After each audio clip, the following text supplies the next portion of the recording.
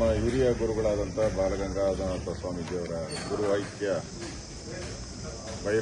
ಭೈರವೈಕ್ಯ ಮಂದಿರದ ಉದ್ಘಾಟನೆಗೆ ನಮ್ಮೆಲ್ಲರ ನೆಚ್ಚಿನ ಪ್ರಧಾನಿ ನರೇಂದ್ರ ಮೋದಿಜಿಯವರು ಬರ್ತಾ ಇದ್ದಾರೆ. ಕಾರ್ಯಕ್ರಮ ಅವರು ನಮ್ಮ ಪ್ರಧಾನಿ, ಅದರಿಂದ ಕಾರ್ಯಕ್ರಮ ಭಾಳ ಅಚ್ಚುಕಟ್ಟಾಗಿ ಆಗಬೇಕು ಅನ್ನೋ ದೃಷ್ಟಿಯಿಂದ ನಾನಿವತ್ತು ನಿನ್ನೆ ನಮ್ಮ ನಿರ್ಮಲಾನಂದ ಮಹಾಸ್ವಾಮಿಗಳಿಗೆ ಫೋನ್ ಮುಖಾಂತರ ಮಾತಾಡಿದ್ದೇನೆ. ಅವರು ಬರೀ ಕೇಳಿದ್ರು, ಬಂದು ನೀವು ಸರಿ ಅಂತ ಬಂದಿದ್ದೀರಿ, ಎಲ್ಲ ವೀಕ್ಷಣೆಯನ್ನು ಮಾಡಿದ್ದೀರಿ, ಒಳ್ಳೆ ರೀತಿ ತಯಾರಿ ಆಗ್ತಾಯಿದೆ. ಒಳ್ಳೆ ಆದಿಚುಂಚನಗಿರಿ ಮಠದ ಒಂದು ಸ್ತಂಭಗಳೇ ಹಾಗಾಗಿದೆ, ಆ ಥರದ ಒಂದು ಬ್ಯಾಕ್ಗ್ರೌಂಡ್ ಇರುವಂಥ ಒಂದು ಮಂಟಪವನ್ನು ವೇದಿಕೆ ಮೇಲೆ ಮಾಡಿದ್ದಾರೆ.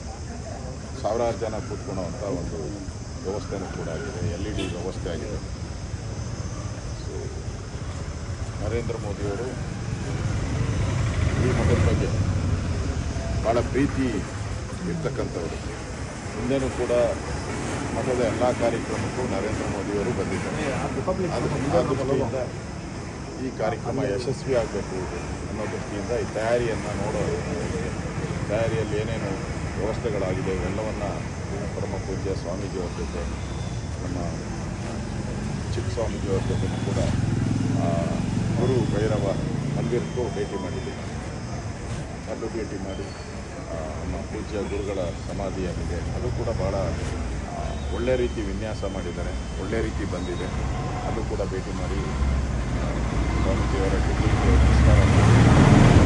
ನಾಳೆ ಕಾರ್ಯಕ್ರಮ ನಮ್ಮ ಸಮುದಾಯದ ಸಂಬಂಧಪಟ್ಟಂತೆ ಮತ್ತು ಆದಿಚುಂಚನಗಿರಿ ಮಠಕ್ಕೆ ಸಂಬಂಧಪಟ್ಟಂತೆ ಒಂದು ದೊಡ್ಡ ಕಾರ್ಯಕ್ರಮ ಇದು, ಯಶಸ್ವಿ ಆಗಬೇಕು. ಆ ದೃಷ್ಟಿಯಿಂದ ನಾನು ತಯಾರಿಯನ್ನು ನೋಡೋ ದೃಷ್ಟಿಯಿಂದ ಬಂದಿದ್ದೀನಿ. ನಾನು ಕೂಡ ನಾಳೆ ವೇದಿಕೆ ಮೇಲೆ ನಾನು ಕೂಡ ಅವಕಾಶ ಮಾಡಿಕೊಟ್ಟಿದ್ದಾರೆ, ಮಠದಿಂದ ನನಗೆ ಸ್ವಾಮೀಜಿಯವರು ಅವಕಾಶ ಮಾಡಿಕೊಟ್ಟಿದ್ದಾರೆ. ಪ್ರಧಾನಮಂತ್ರಿ ಕಲೆಯಲ್ಲಿದ್ದನು ಕೂಡ ನಮಗೆ ಅವಕಾಶ ಮಾಡಿಕೊಟ್ಟಿದ್ದಾರೆ. ನಾನು ಕೂಡ ವೇದಿಕೆ ಮೇಲೆ ಇರ್ತೀನಿ. ಕಾರ್ಯಕ್ರಮ ಯಶಸ್ವಿ ಆಗಬೇಕು, ಅದಕ್ಕೋಸ್ಕರ ಎಲ್ಲರೂ ಕೂಡ ಯಾರ್ಯಾರು ಮಠದ ಅಭಿಮಾನಿಗಳಿದ್ದಾರೆ ಅವರೆಲ್ಲರೂ ಕೂಡ ಈ ಕಾರ್ಯಕ್ರಮಕ್ಕೆ ಬಂದು